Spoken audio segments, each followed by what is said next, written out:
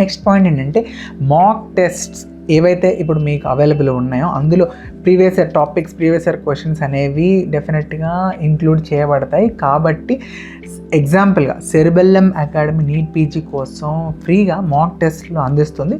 So these can help you know where you stand among the entire study population, that is the student base who are going to write the NEET PG.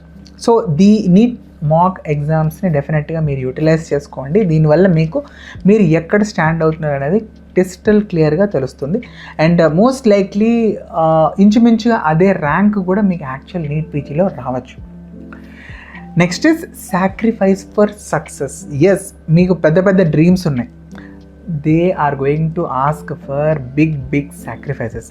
అంటే ఇప్పుడు నేను ఏదో మిమ్మల్ని త్యాగం చేసేమని అనడం లేదు. మీరు సాక్రిఫైస్ చేయాల్సిందల్లా social media, unnecessary scrolling, Instagram reels, YouTube shorts, unnecessary calls, ఈ డిస్ట్రాక్షన్స్ అన్నీ వదిలేయండి.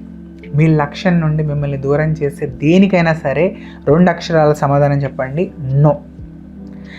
మీకు అనిపించవచ్చు నో అని చెప్పడం ఏముంది, చాలా ఈజీనే కదా అని. బట్ నో అని చెప్పడం చాలా కష్టం, దాన్ని మీరు ప్రాక్టీస్ చేయాలి. సో మీరు ఇదే టైము నో అనే ఆన్సర్ చెప్పడాన్ని మీరు కామన్గా రొటీన్గా అలవాటు చేసుకొని అందరికీ చెప్పండి. చాలామంది ఒక 1 అవరే కదా, 2 అవర్సే కదా, ఏమవుతుంది, అక్కడికి వెళ్దాం, బయట హ్యాంగ్ అవుట్ చేద్దాం, సినిమాకి వెళ్దాం అని కూడా చెప్పొచ్చు కొంతమంది. సో వాళ్ళకి నో చెప్పడం is very important at this point of time. Remember dear students, August 3న మీ రిజల్ట్ ఎలా ఉన్నా సరే, మీరు ఎగ్జామ్ హాల్ నుండి బయటకు వచ్చినప్పుడు మీరు చేయగలిగినంత చేశారనే ఒక కాన్ఫిడెన్స్, ఒక సంతృప్తి మీకు ఉండాలి.